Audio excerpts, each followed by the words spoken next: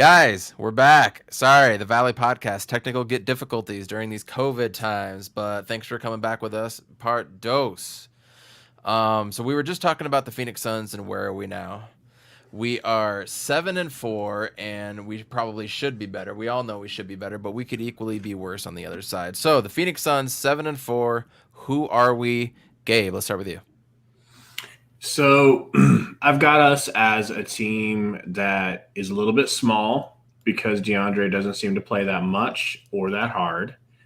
And Jalen Smith being out, losing Aaron Baines, for whatever reason, not playing Frank Kaminsky. I just feel like we're a little bit small. And I feel like we're a lot like we were in the bubble last year, which is good, but we're just not quite the same. And it's just taking a little while for Chris Paul to kind of get worked into that flow and really take over the team. And I'm just waiting for Chris Paul to take over the team and be like, I'm here. I'm going to run everything, you know. What about you? Man, I've got some stats that I want to throw out to you guys. I want to get your feelers out on that. But first, I would prefer to hear from Salt, who's joining us again here.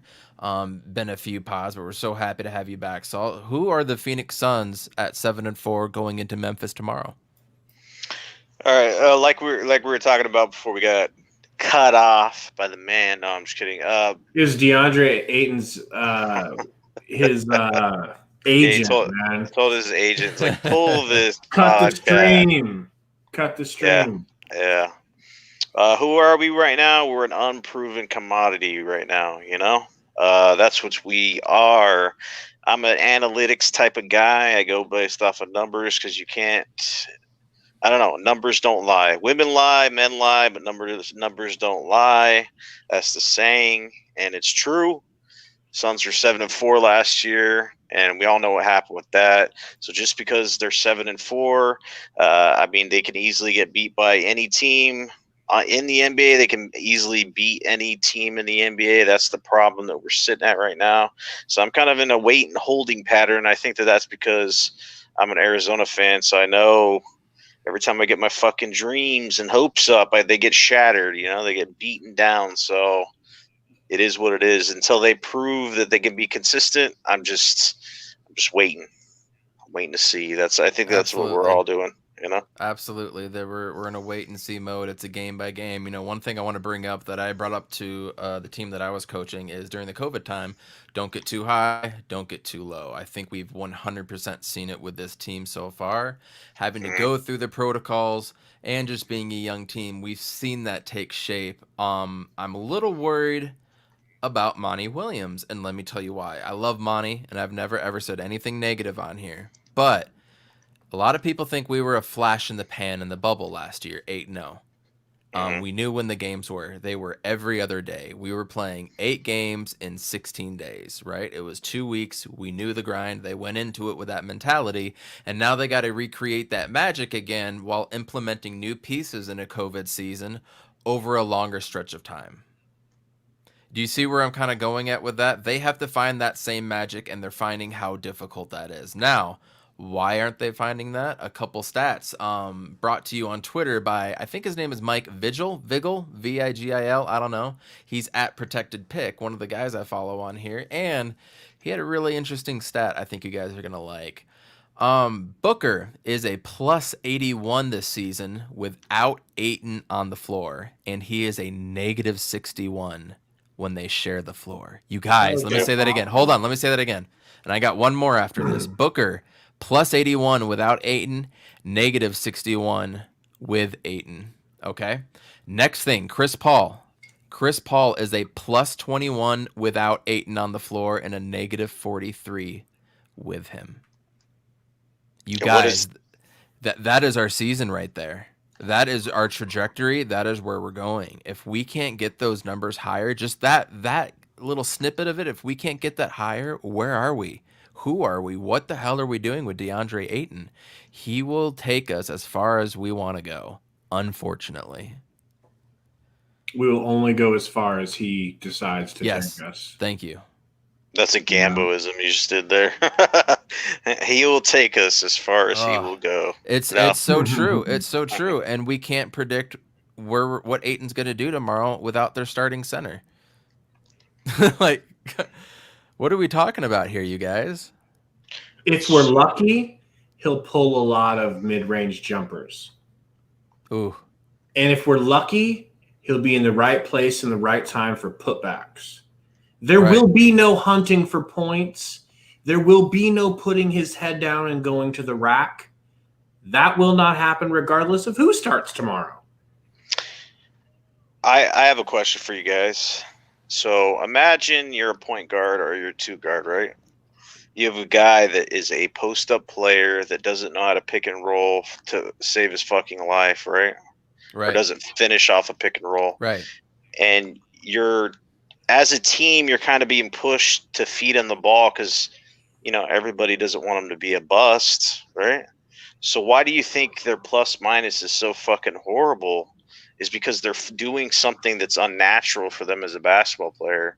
It's like you're passing to this beta male that doesn't know how to do his job. So it's like gumming up everything. Like if Booker wants to drive in the lane, you got this big dude taking up space that's not doing what he's supposed to be doing. It's like you're a big guy. You're supposed to either post up, or you're supposed to dominate inside, and you're just clogging up space in the lane. And then he gets the ball, immediately swings it or passes it. So he's no immediate threat to the defense. He's just taking up space. So that's why you see this.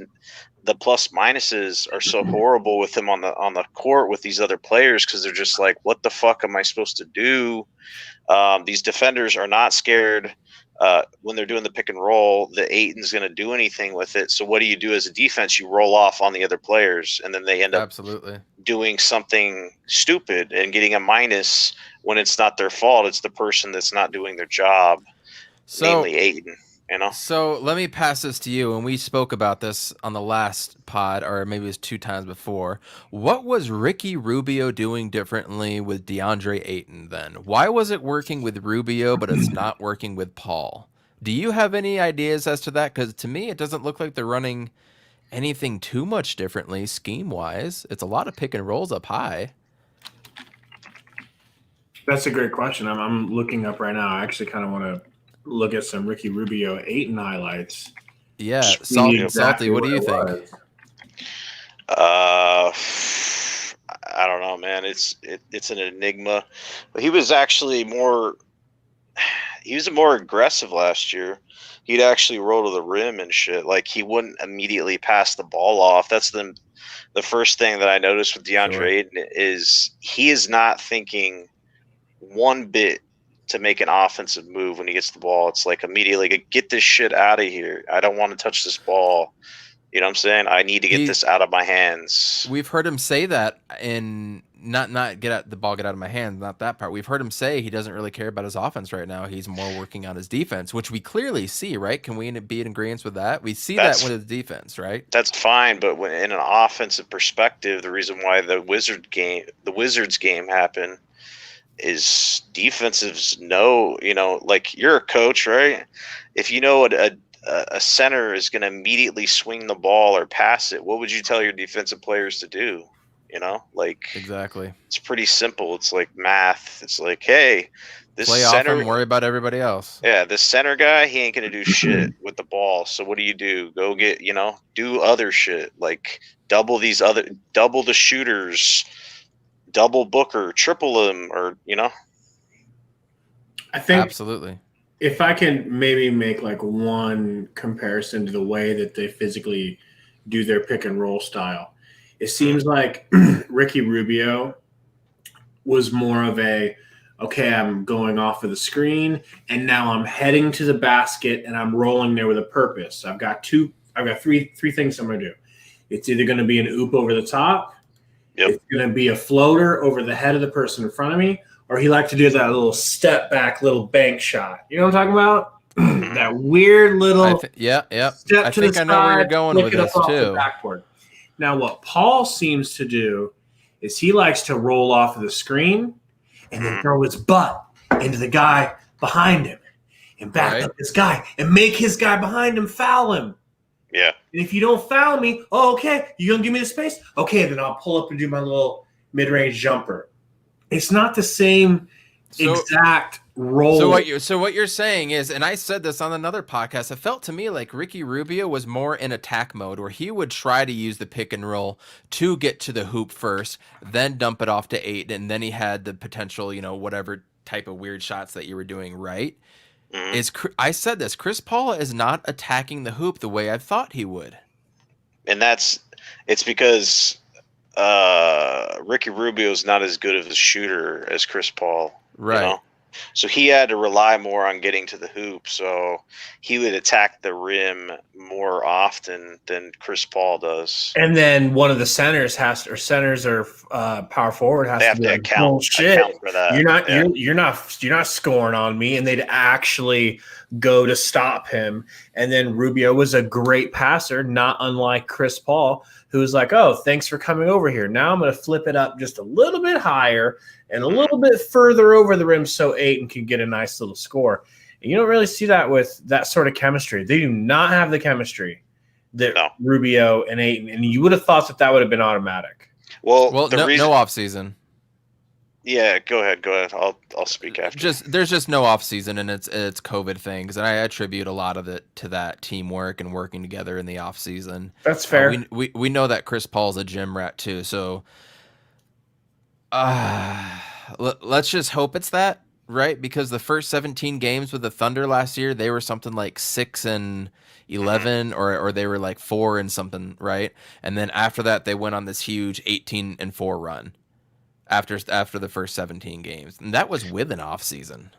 Yeah, but I still think people are giving Chris Paul too much credit for that team. Like, he did a lot, but that team is still like 500 right now, and they pretty much gave away everybody. Like, their GM was doing pretty much everything in his power to make them suck, and they're still 500. And so Shai Gilgeous-Alexander is still putting up 20s, and Lou Dort is blossoming. Yeah. So they have talent. I don't think it's all Chris Paul. You don't need to, like, people just kind of give him all the credit, but it's like, if they didn't have talent, it's not like Chris Paul could just pull it out of his ass and take some fucking D-leaguer scrubs to the playoffs. Well, I don't know, man. I think everything flows off of the pick and roll, and we don't have a pick and roll. But he had really good pick and roll vibes with your boy in Oklahoma City. What's his name? Steven Adams. Bro, they made it work. And Steven Adams fucking aggressive, dude, and he can catch a lob. And he sets hard picks. Everybody comments about how tough picks he sets. Physical as hell.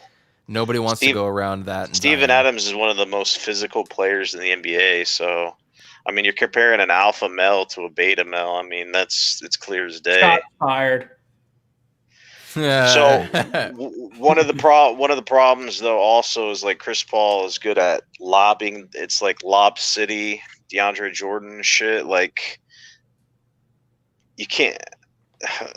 And DeAndre Ayton ain't doing lobs. He barely dunks. He's not interested in going up to try to catch a lob anymore. So, like, if that's what Chris Paul excels at, which he has, right? Who's the players that he's played? Didn't he play with Tyson Chandler for a while? Or yeah, when he first started in New Orleans, he was killing it with Tyson Chandler, and then killing it with DeAndre Jordan and Blake, obviously. But those are all lob guys, high flyers, physical. I mean, that's the exact opposite of what Ayton is. So we have two contradicting players and styles that aren't meshing together in DeAndre Ayton, who, wants to shoot the jump shot, fade away, or a hook shot, something like that, playing with a Chris Paul who doesn't want to dive to the rim and wants to lob it up. And Ayton, I think Chris Paul is good enough of a player that he could figure it out. Like that, and that's where I was going to get to how to make it work. It's just going to take some time. Like, he's almost going to have to attack it like a coach. Like, hey, I need to figure out what the fuck we're going to do with this. He seems more than willing to do that. Yeah, but it's just, I think it's going to take time. Absolutely. That's exactly where we're moving to. Is it's going to take time during this COVID stuff. So we've been harsh on DeAndre Ayton, and we've been harsh on these Suns teams. No, but I think that we've also said what, if we were just haters, do you think we'd come out and like say what he could do to fix this stuff? Or Chris Right. Paul, we would just say, hey, this guy's a lost cause, trade him now. Like, I'm not saying that. Like, I don't. It's just people get upset and say some things. It's just, I think that we're realists here. We know basketball, and it's like you cut this down. It doesn't take a rocket scientist to figure out what's going on. Like simple defense here. So yeah, I mean, DeAndre Ayton, could he come out and have 25 points and 25 rebounds in a game? Yeah, dude, he could. But then what's the next game or the next game? So it's just, I don't know. We'll see. I think that the team rolls with him. Absolutely. You said that we're not trying to pull the plug on DA right now. We're not saying he's terrible, it's wasted, it's over, trade him. But, and for the record here, for everyone listening, you are the one who's been closer to that ledge than me. Mhm. Okay, this whole time. But I am fast approaching that edge where I'm looking around the league and seeing Drummond,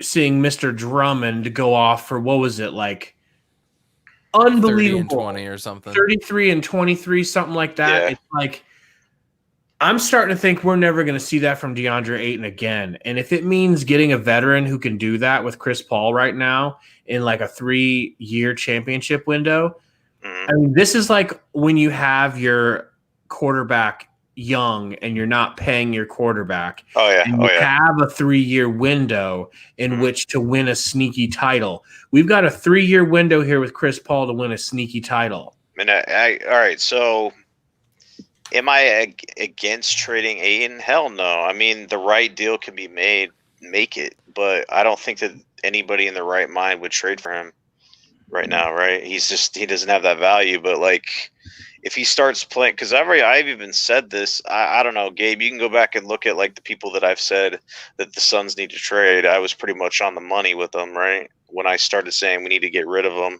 or they're overrated, or we shouldn't pay them, or this and that. I said it with Oubre. I said it with some other players. It's just, I don't know. There's a certain time where you get the value out of these players and you get out and you move on. It's kind of like 76ers fans. There's some idiots out there that were saying, I don't want to trade Ben Simmons for Harden. You know what I'm saying? Like there's that insane, but there's that type of fan that's so attached to the idea of like, hey, we drafted this guy number 1, so we got to ride and die with this dude, when the answer's straight in front of your face. So, I mean, that trade almost went down, but there's some idiot fans out there that would have been like, nah, I'm good. I'm going to have Simmons, right? That's averaging like 11 and some other like. Well, but the question is, can you win with him? And yes, you can win with Ben Simmons as your point guard. The guy's like 6'10", 6'11". He's a pure PG. You don't have to have, in my opinion, a point guard that scores from the perimeter when he can get the will the way that he can. But so with him and with Harden, it's like you could win with either player. Can you win with Ayton? That's not the question here, though, Vondruk. Gabe, whatever you want to call yourself. It's the question of value, you know?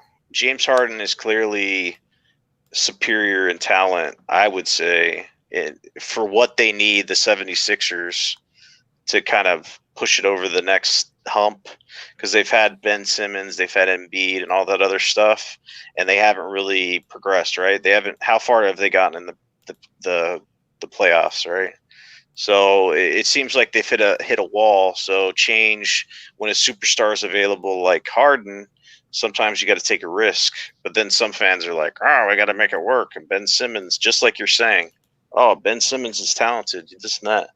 So with Ayton, he's not a superstar, and he never will be. And you could put me on record as saying that. I don't think he could go to a brand new team and have two other superstars on their team and have less pressure.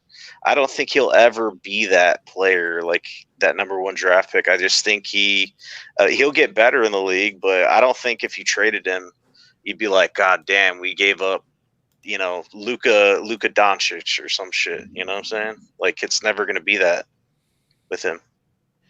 So I don't know. There's not any trades out there right now that would make sense to make it work. I am all aboard trading DeAndre Ayton. You traded when I'm just gonna say that right now, and I have reasons to and reasons not to. Now, I mean, when did you get there? How long have you been there? Man, it's been this whole season, every single game, and people say, "Oh, you're just watching it during a COVID season, yada yada yada." I know that, but dude, the fact is, he ain't going hard. He's not going strong, and the more I watch him, the less I want to. And I tweeted that from game one. And it's consistent, and we saw it with the culmination of the Robin Lopez Washington Wizards game, man, where he made him look like an all-star at 7 points and 7 rebounds. Man, if you told me he had 7 and 7, I would have laughed at you. Like, there's no way. Robin Lopez easily just scored 30 and 20. You know what it's like, Coach? It's like if you have a girl, right? And you're just like, I'm done with her. We've been together for like 4 or 5 years. She ain't that hot. She's not that good in bed. Like, I'm done with her. I'm done with her. Go. And you get a new girl, right? And like 3 years later, you meet up. Accidentally, you just see her, Trader Joe's, and you're with your new girl, and your ex is there. And your ex has gotten like maybe some work done. She's lost any bit of fat she had on her, got her hair done, legitimately looks better than your Made new girl. herself So A1. at the time, you were not questioning. At the time you got this new girl, you're like, I upgraded. Everyone agrees I upgraded. And then you see her, and this girl, your ex, walks by and is just somehow, some way, clearly superior than your new girl. And you're just left thinking, can I kill myself? So what you're saying is you think if we trade DeAndre Ayton now, he's going to come back in 3 to 6 years? That's not what I'm saying. I'm saying that's what happened with Robin Lopez. Yeah. Robin Lopez is the ex. Robin Lopez was garbage. We all hated his guts. And somehow he came back and looked like a hotter girl than Ayton. That is Amen. And it goes back to what you were just saying. Here's the thing.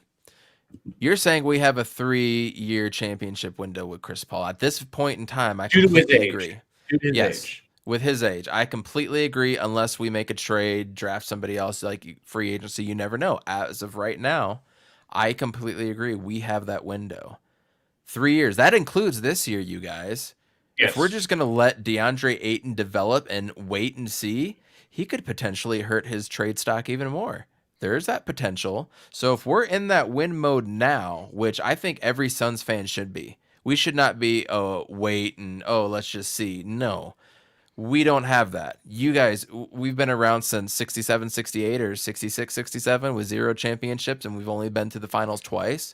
We don't have that luxury, you guys. If anything, I think James Jones needs to put the pedal to the metal and swindle something for Karl Anthony Towns, for Valanciunas, for Julius Randle, who could be on the block. Now, that's going to mean giving up a Jay Crowder or a Cam Johnson. You're going to have to give up Jalen Smith, first-round pick. Salaries don't add up. You're going to have to do something and get a third team. He's already got a trade worked out. He's already got a trade worked out. But if that's what we're talking about, then that's the mindset that we need to have. And if he goes out and gives another performance tomorrow night, what faith in DeAndre Ayton, another performance tomorrow like he did against the Wizards, what faith do you have in DeAndre Ayton to be a center of a playoff team, much less a team where we think we might have a championship window?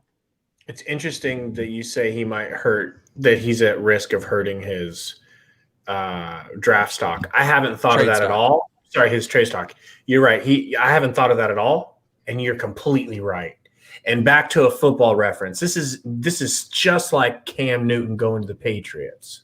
You get Chris Paul, you get Bill Belichick on your side, and they can't do anything with you. It makes you look way worse, way faster. And if DeAndre Ayton can't look good with Chris Paul, who can he look good with?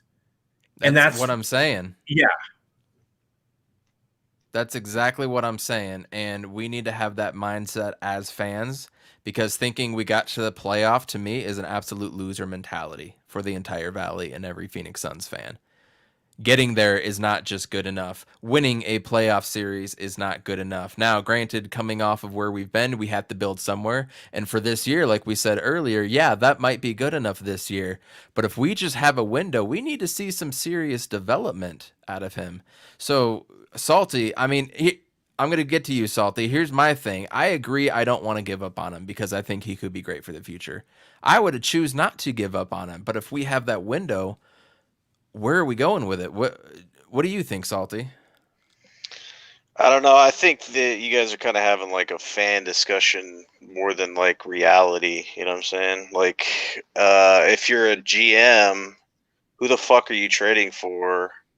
It's like you're selling low. You know what I'm saying? Like, if a player's playing like shit right now, who the fuck are you gonna get that's gonna be better than him? It's like trade value, unless you have a complete, you know what, at a GM. It's like if you have a GM that has half of a brain, they're not going to make a deal where they're going to be like, yeah, we'll give you player X and your player's playing like shit. Sure. What else do you want us to throw in? You know what I'm saying? Trades don't work like that. You either got to mortgage your future with picks, or it has to be like value return. So if Ayton's playing like dog shit, you're not going to have some GM come out and be like, sure, we're going to give you the sky and the moon for him. So that's what I'm saying. Like, if you're selling low at this point, like, if anything, you'd wait for this dude to have a couple weeks where he's actually showing like he actually has potential. Then yeah, you would absolutely. trade him, like, it's just like you guys are like, hey, let's trade him right now. I don't think there's anybody that's dumb enough to trade for him right now. Probably the Knicks. I don't know about that, dude. We could have signed what's his name from the Knicks. He was available, Julius Randle. Yeah. Yep. Yeah, He'd but be way better than Ayton right now. That's a shame. Mm-hmm. But this is where we're at. We're having to bring up these things, and I think keeping the 3-year window thing in mind when it comes to DeAndre Ayton is, I don't want to say accentuates it, but it definitely makes it at least stand out a little bit, right? Because if that's what we're playing on, then we have to show market improvement. And it's not going to be a game by game thing. It's gonna need to be weeks. Granted, we've been in COVID and whatnot, but it's definitely going to take some time. Mm-hmm. No, yeah, I don't know. We'll see what happens, but I don't think, like, who would you even? I don't know. The trade situation. I'm not a fan of DeAndre Ayton anyway. You get just look on Twitter. Like, he is what he is. I think he's like a glorified role player at this point. Absolutely. So, in conclusion to the Phoenix Suns, and we're going to talk some NBA here in a minute, but we're all in a wait and see mode. I want to trade Ayton and power forward, and always newer is always better. And Salty here was, let's pump the brakes. Let's see how it goes. And Gabe's just like, I don't know what the hell's going on with this team. We just need to see what goes on tomorrow. And I think tomorrow is going to be a telling game. I think tomorrow is an important game. It's going to show a lot of the psyche of this team and a lot of fight, and see how much of a dog we have. And we got to really keep an eye on what DeAndre Ayton's numbers are going to be, which we're going to do anyways, right? That's what every Phoenix Suns podcast is about, is DeAndre Ayton. So it's a very big game tomorrow. Look out for Dylan Brooks. Look out for Ja Morant. I'm super excited to finally see him play, and hopefully he's springy and healthy. He's going to be fun. And look out for Kyle Anderson tomorrow. It's going to be good. I hope you guys are going to join us here on YouTube. Are you guys going to join us on the pod after the game? Gabe, Absolutely. Salty? Oh, yeah. Yep. We'll be here. Awesome. So Let's get around to the NBA a little bit. And the very first thing we obviously have to get into, and Salt, I want to hear your opinion on this, is Senor James Harden, Mr. Sun Devil himself, go into the Nets to form an alliance with KD and potentially Kyrie Irving. What do you think of that whole Nets situation? Hmm. The situation with the Rockets, man, I don't know, man. James Harden, the way he's handled situations, the whole thing, it kind of like lowered my thought process on him, like my respect level for him. I don't Absolutely, know. me too. It's just And we're he, Devils fans too, you guys. I don't know if you can see yeah, the like wrong way. Go Devils! You can see it back there, but yeah, like he went to ASU and stuff, and I've been a James Harden fan, and I think a while ago I wanted him to come to the Suns, and I was just like, damn, it'd be nice to have him on the team because he's from ASU, blah blah blah. And then it's just he goes to strip clubs. His attitude's piss poor. He requests all these players to be on his team, like Dwight Howard and Chris Paul. They can't win. He doesn't show up in the playoffs. Chris Paul leaves. Dwight Howard doesn't work. You don't win. So Russell what do you? Westbrook doesn't work. Yeah. So what happens? You cry like a baby. You quit on your team. You blame everybody else, and then eventually your team is forced to get your cancerous self out of there because you just can't be on the team anymore. And it's just I can't fuck with people. He's a quitter, dude. He's a front runner. He's a baby. He's a stats guy. You can see it in his game, obviously, right? ISO, blah blah blah, right? Doesn't play defense. So it's like, and then he gets to the Nets, and it's like he's all smiling and blah blah blah. It's just like, man, I lost so Happy much. now, I lost so much respect for this dude. ready to I know play hard and get triple doubles again. that shit. First of all, they won't win a championship, and you can quote me right now. That shit is not going to work. It's not a situation where it's like the Splash Brothers and KD. You can call these guys the ISO brothers or whatever the fuck you want. They're all ball dominant, and it's not going to work there. Kyrie Irving's a mental case. He's MIA. He's a loose cannon. I went off on him the last pod 1 or 2 times ago, so yeah. He didn't show up for a game and did some like he's mental, dude, and like he's trash. So they're not going to win a championship, and you can just put it out there right now. Like, there's been super teams that have been assembled before, like in the NFL and other places, that was the same exact way. It's like, just because you throw talent together, throw shit at the wall and hope it sticks. It's just like, man, James Harden just proved he was just a quitter, in my opinion. So you're not wrong. What do you think, Gabe? Man, I really don't need to say anything because he hit it perfectly. I would just say he kind of reminds me of kind of like the quintessential millennial attitude that we see in basketball. That's all I have to add. Perfect. And then going back to the Rockets, they get a haul back, but they make a deal for Karis LeVert once they got back from the James Harden trade. Who prayers out to him, man, going out for the year or potentially a year, going out with an MRI. They found a lump. Was it a stomach or kidney? I forget what it was. Maybe even the liver, but they found a lump. He's out. Let's hope he gets back. He was one of the young players I was looking forward to seeing, and I thought him and Sabonis in Indiana, along with Malcolm Brogdon, I think that's going to be a really nice fit up there once everything comes together. So that drops the Pacers down a little bit, unfortunately, but to the Rockets, I'm really looking forward to seeing what a healthy John Wall and a Victor Oladipo could do. And then you add Christian Wood, who they signed this year, who's just absolutely going off. You throw in DeMarcus Cousins, and then you throw in Eric Gordon and Ben McLemore. All of a sudden, they kind of rebuilt themselves a little bit. You guys have any thoughts on the new Rockets right now? I'm going to have to ask you to stop bringing up Christian Wood. If there's ever a player... If there's ever a player that just upsets me, it's Christian Wood, because he's just one of them leftover Ryan McDonough screw-ups. We had him on our practice team. We had him on our D-League team. He was cooking in the D-League, and you just let him go. It just drives me insane. How helpful would a Christian Wood be right now A little bit. with what we've got going on? Man. And it's Ryan McDonough. And I wish I could find him. And I don't want to hear anyone talking about how great his Twitter is and how funny he is. The man should be unemployed.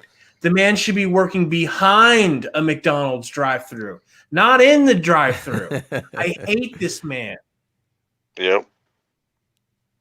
Christian Wood. Probably thought he was too skinny. The man is just killing it. He's been killing it ever since he left, and it drives me insane. The reason I can talk about John Morant is because at least we got screwed out of draft position to where we couldn't get him. That I can live with. But this Christian Wood guy we had. I didn't even know we had him on our team, dude. Yeah. It's funny. Oh, we had him. So in other words, the Rockets are going to be good?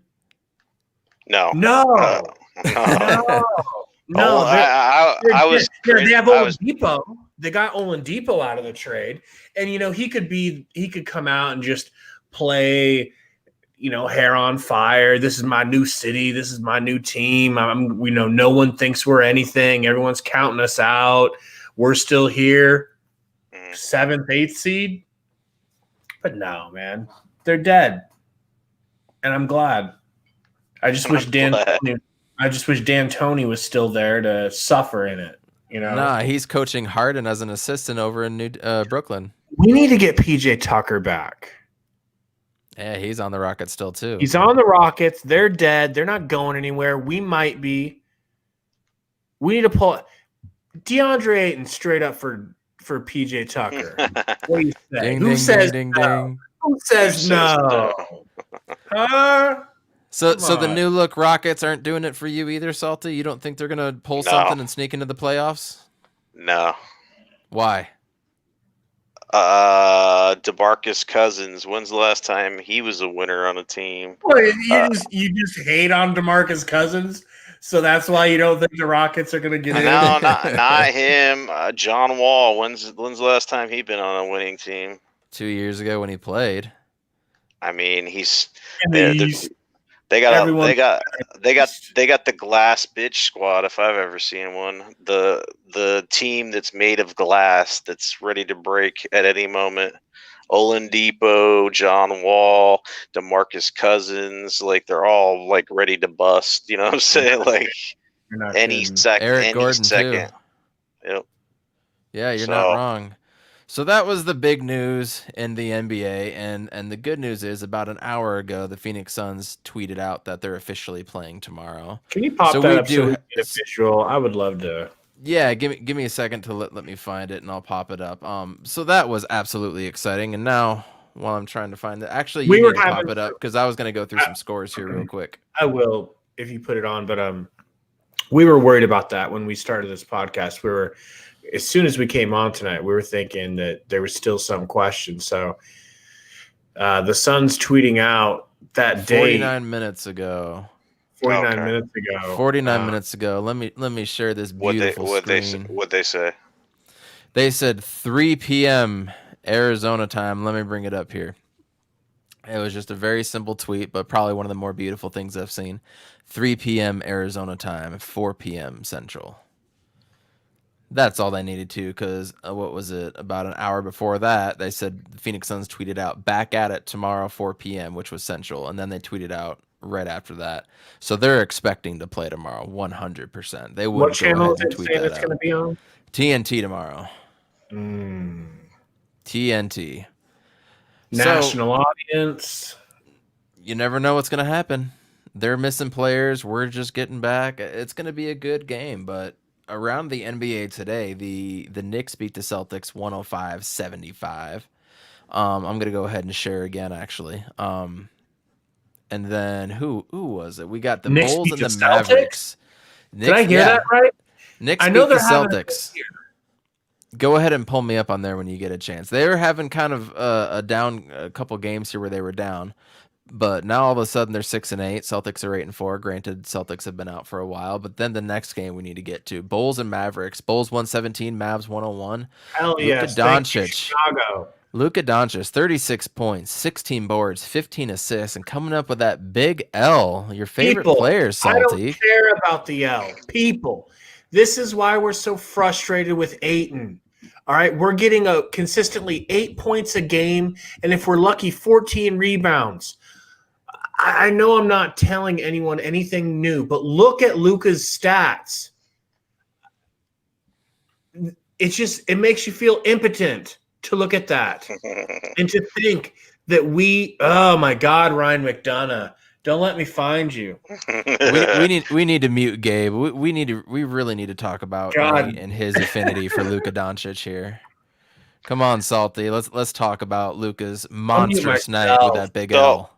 So here's the deal. He muted himself. All right. So Luka Doncic, the NBA has a hard on for him. They have a hard on for a couple of different players. You know what I'm saying? For some reason they anoint these players as God, and he fills the stats up, right? He's a walking triple double.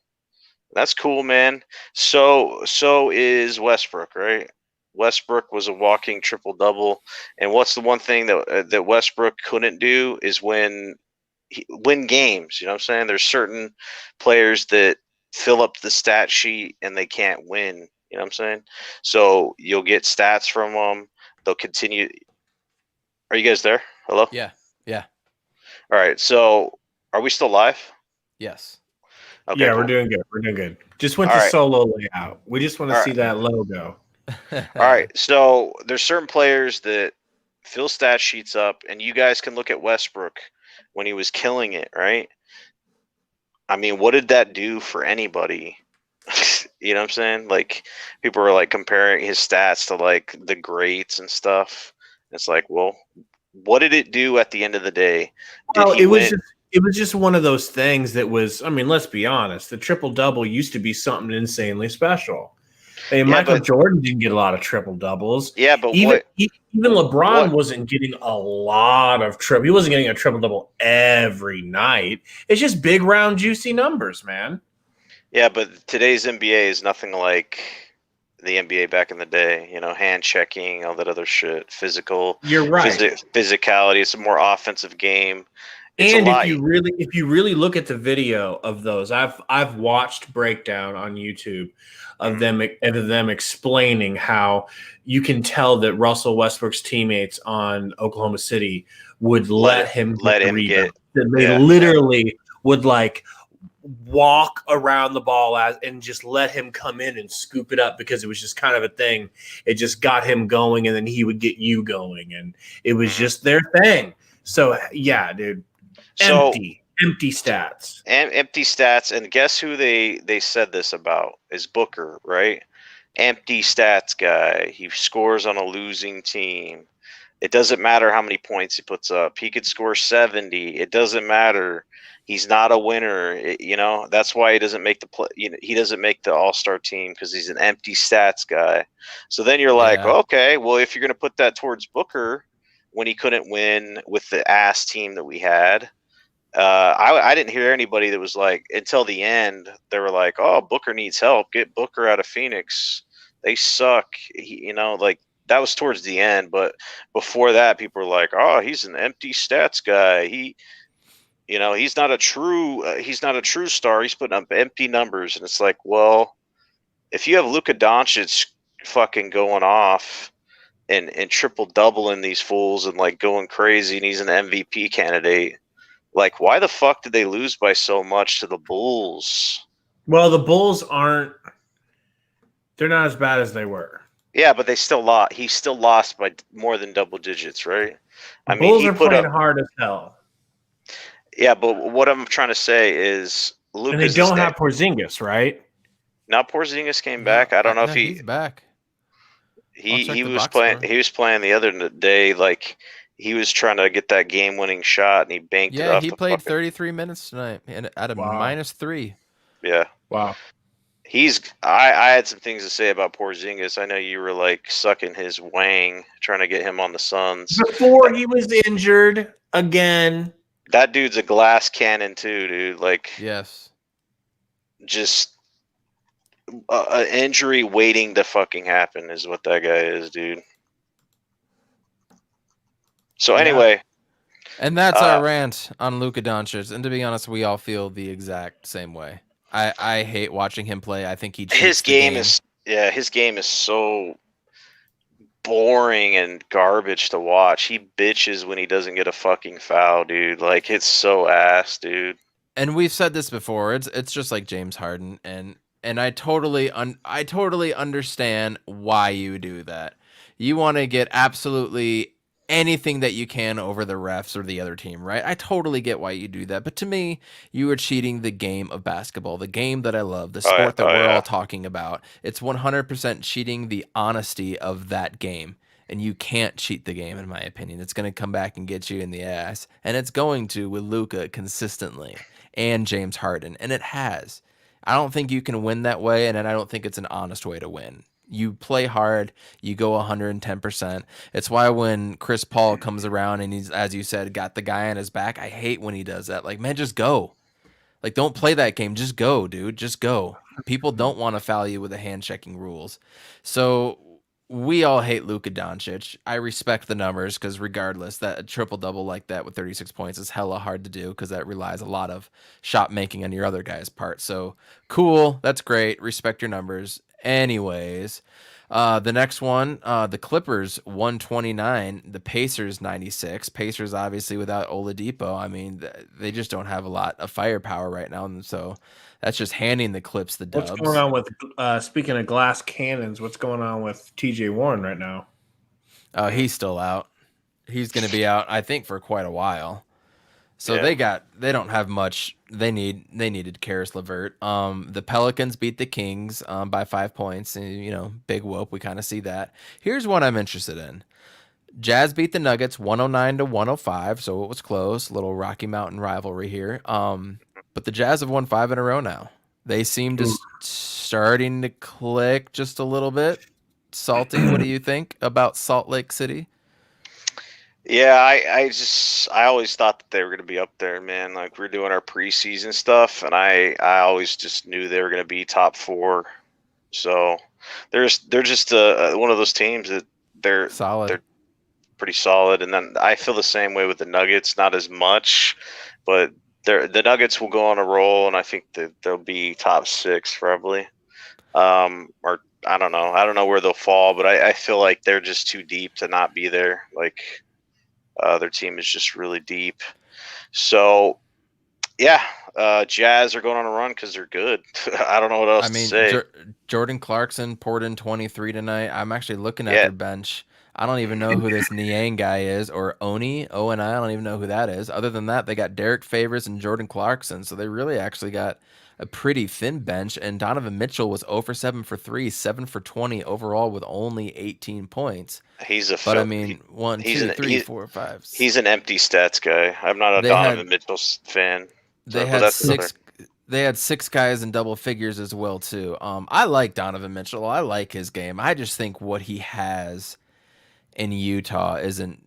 I just don't think it fits with what he has and what they need from him.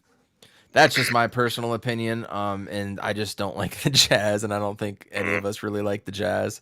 So, it is what it is, but I do like Donovan's game. But they've won 5 in a row. They were 4-4, and now they're 9-4, right? So we gotta watch out for them. And then all of a sudden, I'm gonna go ahead and share my screen. I've got the standings here. I'm not a standings guy, but you guys have kind of talked me into it since I did this. All of a sudden, hold on. How does Gabe feel about Donovan Mitchell? I'm curious, dude. I'm impressed by the way that he plays, but I feel like he's undersized. And ever since Shannon Brown, okay, you have convinced me that undersized isn't the way to go. And so I'm just I feel like he's a 2 guard, and he looks like he's about 6'4". So that I kind of feel like limits. he's an off guard as opposed to a two guard. He's an off ball guard. Yeah, he's definitely not like he's good with handles. He's not sloppy. He doesn't get the ball stolen, but he's not really a one. He's not a distributor. No, no. And that's what they play him as, which is super weird to me. Like I get it, but he's very ball dominant too. But I feel like he'd be better as He's very off guard. talented. You know, he kind of reminds me of like an explosive CJ McCollum.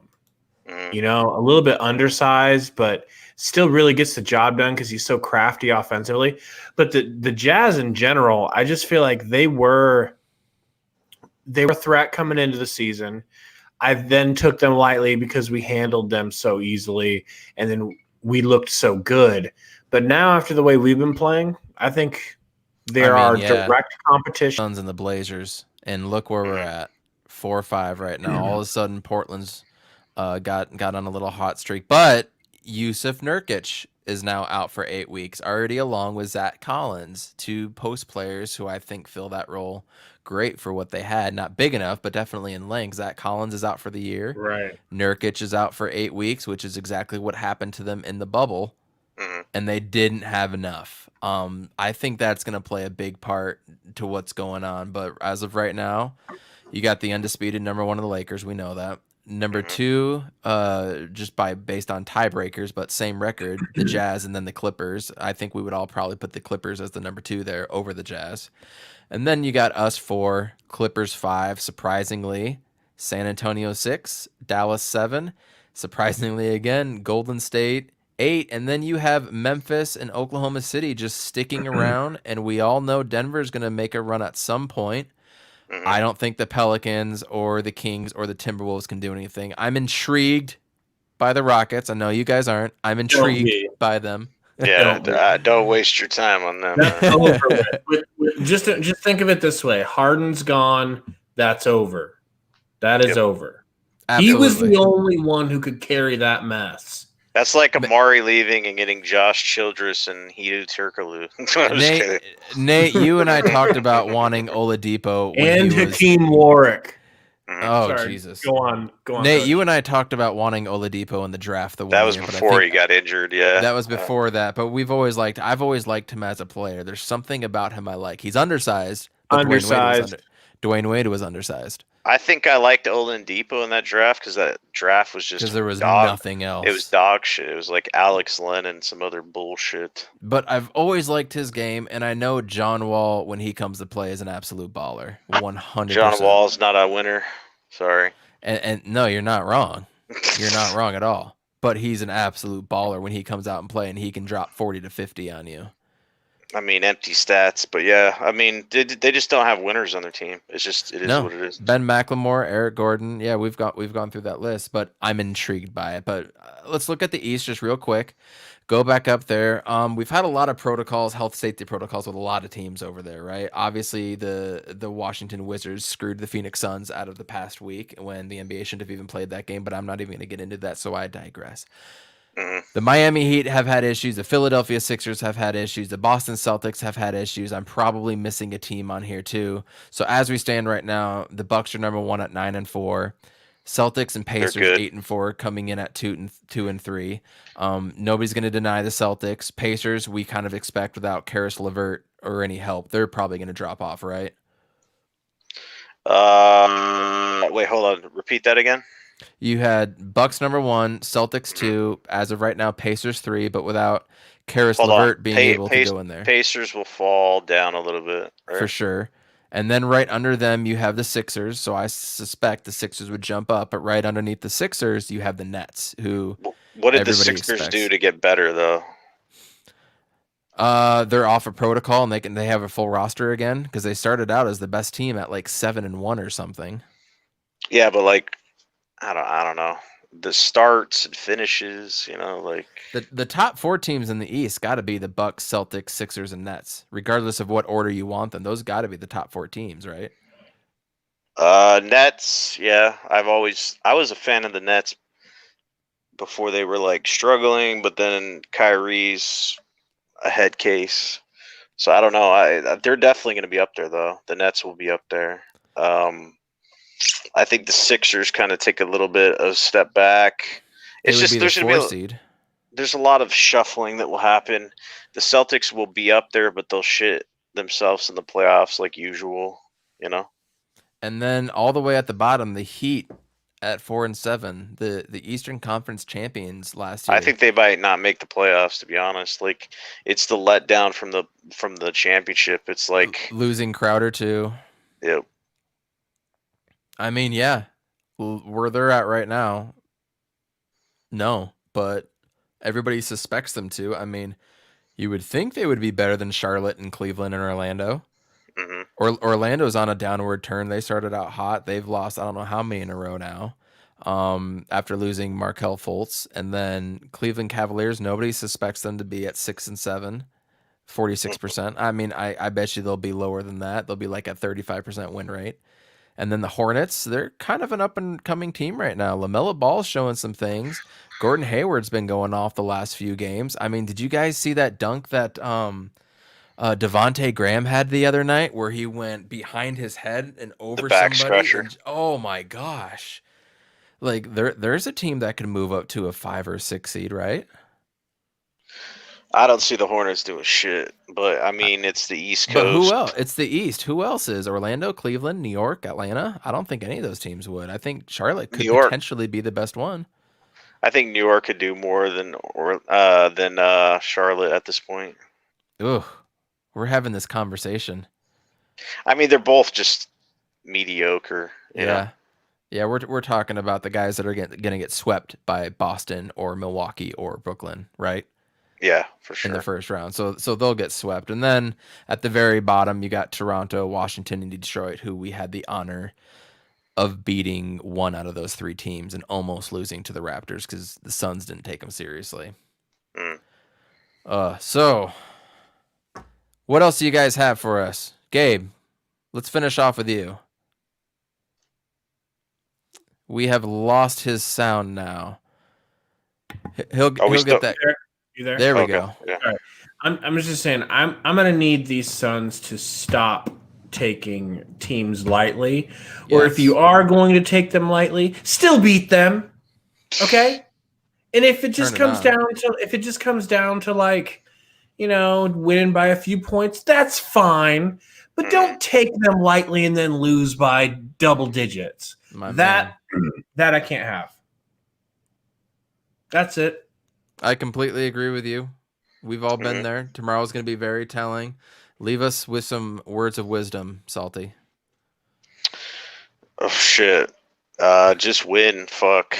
There's my wisdom. Just Just win. win. I like it. Love it. I think tomorrow's a very important game. If we drop to 7 and 5 and lose to this team that doesn't have a Jonas Valanciunas, we've got some more issues. Granted, Saric and Campaign is out. We're gonna have a light bench. It's gonna be all Kaminsky and DeAndre Ayton. But if we lose this game, it's gonna be trouble for us. Real quick, we're gonna be with you guys tomorrow after the game at some point. So hopefully you guys will all jump on with us afterwards. We can discuss the win, discuss the loss, whatever topics are on your mind. On Wednesday, we are going to be at the New Look Houston Rockets on ESPN. So we're coming off a TNT game, going into an ESPN game.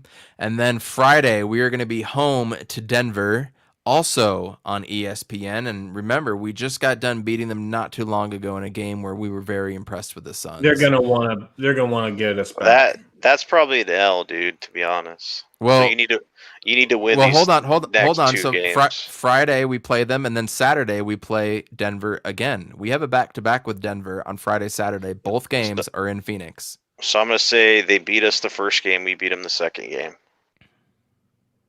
I'm gonna go. Go ahead. I'm gonna go vice versa. I think we win the first one close, and I think we lose the second one by like 20. Okay, I'm gonna say it the opposite. I say we lose the easy game and we're gonna win the hard game. Wait, what? Hold What? on.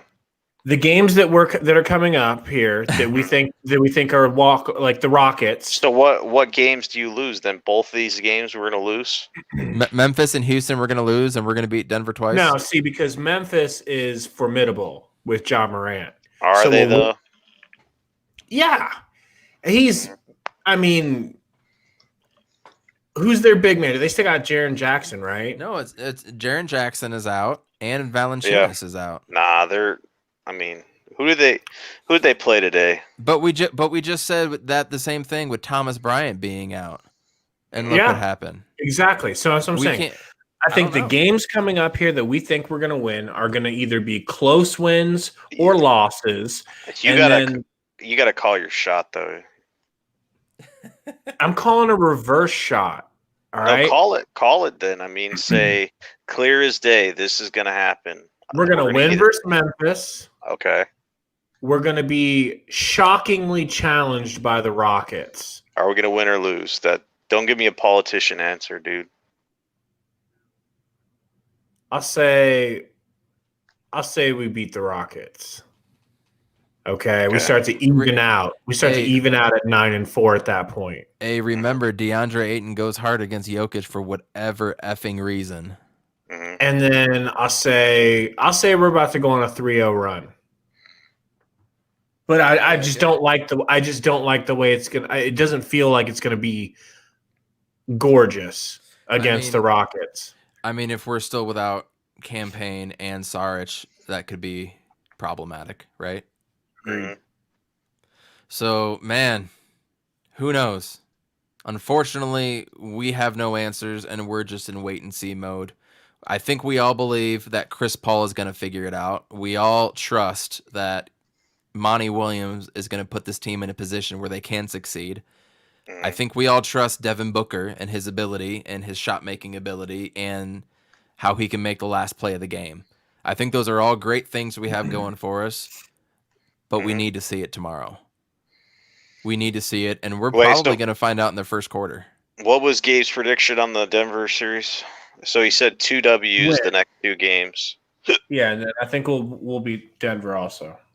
Both games? No, but there's 2 games. We play them back-to-back. Ooh, back-to-back? You might have not heard us. That could have been when you were out. We play... So tomorrow we play at Memphis, Wednesday at Houston, then Friday and Saturday we play Denver back-to-back. Both games are at home. Well, I think we'll split it with them. I think we're going to split. I'm just not sure how we're going to come out of these. Yeah, I don't know which one of them. Into it. Sure. Yeah, I think we win 2 going into it, and we start to level back up. Start chasing the Lakers at 10-3. So did the NBA mention at all how we're going to be making up these delayed games? They're all going to be factored into scheduling into when they release the second half of the schedule. Is everything that I've heard from different people on Twitter and whatnot, and I'll at you on those so you can see them. But for right now, that's all the information I have. So hopefully they make those up right. I mean, I want to see them play Atlanta and stuff.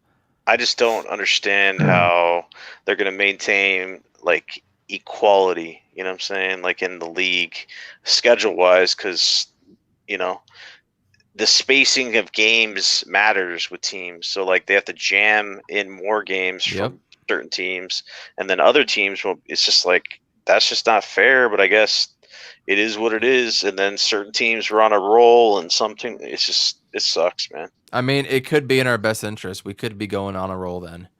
We're playing more games. It's like sometimes in the NFL playoffs when you're the 1 seed this year, but the 1 or 2 seed, and you have a bye and you come out flat. Whereas the other team just won a playoff game away. They're coming into your building and they have all this energy. So it could turn into something like that for us. Whereas we just had that bad loss of Washington. I was worried Trae Young was going to come in here or somebody was going to come do some dumb shit against us and get a weird W. And then we have to play Golden State with Kelly Oubre's revenge game. And then we play Indiana, who we just beat, who's pissed off, and now we're reeling. So it could be a good thing for us where we're that team going on a roll at the end of the year, which we all still agree at the end of the year, these last 12 to 15 games is when we should be playing our best basketball. So it could be a good thing for us. I think we need to err on the side of optimism.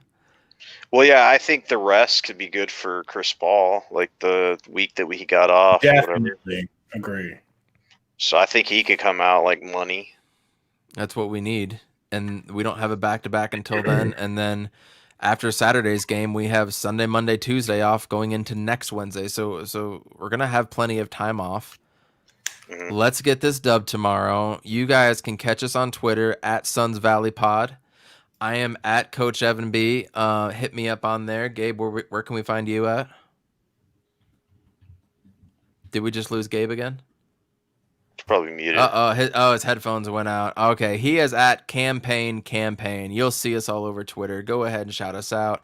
Hit the like button on here. Please subscribe. Please go ahead and comment. Really helps us out. We love talking this wonderful game of basketball. We love our Phoenix Suns. So go ahead, get on here, chat with us tomorrow. Let's get this dub tomorrow, boys, and we'll see you tomorrow. Peace.